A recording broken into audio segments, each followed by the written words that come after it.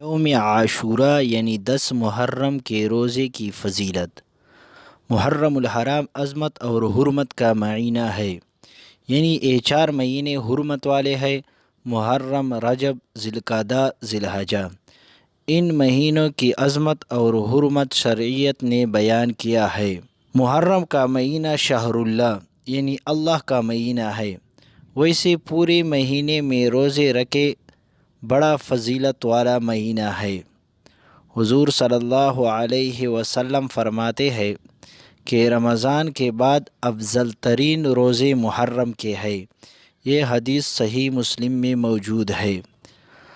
ایک اور حدیث حضرت ابن عباس رضی اللہ عنہ فرماتے ہیں کہ حضور صلی اللہ علیہ وسلم نے فرمایا، جو شخص محرم کا ایک روزہ رکھے اللہ تعالیٰ اس کو ایک کے بدلے 30 روزوں کا اجر عطا فرماتے ہیں۔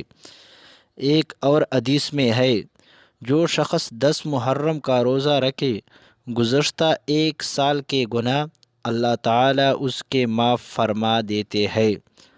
عبداللہ ابن عباس رضی اللہ عنہ فرماتے ہیں کہ حضور صلی اللہ علیہ وسلم بہت زیادہ اہتمام فرماتے رمضان کے روزے اور 10 محرم کے روزے کا، لیکن اس جگہ پر اس بات کا بہت خیال رکھے کہ 10 محرم کے ساتھ 9 محرم یا 11 محرم کا روزہ ضرور رکھے۔ اصل یوم عاشورہ کے روزے کی وجہ کربلا نہیں ہے۔ جب حضور صلی اللہ علیہ وسلم ہجرت کے بعد مدینہ گئے تو وہاں انہوں نے دیکھا کہ یہودی روزہ رکھتا ہے یوم عاشورہ کا یعنی 10 محرم کا۔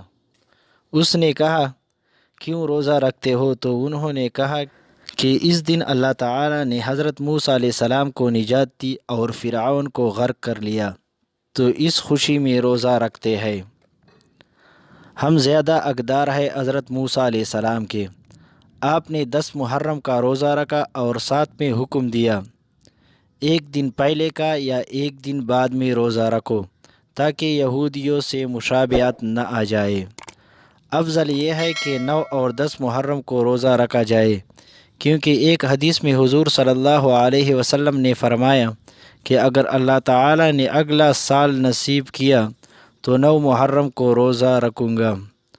اگر کوئی روزہ نہ رکھ سکے 9 یا 11 محرم کو، تب بھی جائز ہے 10 محرم کو روزہ رکھنا۔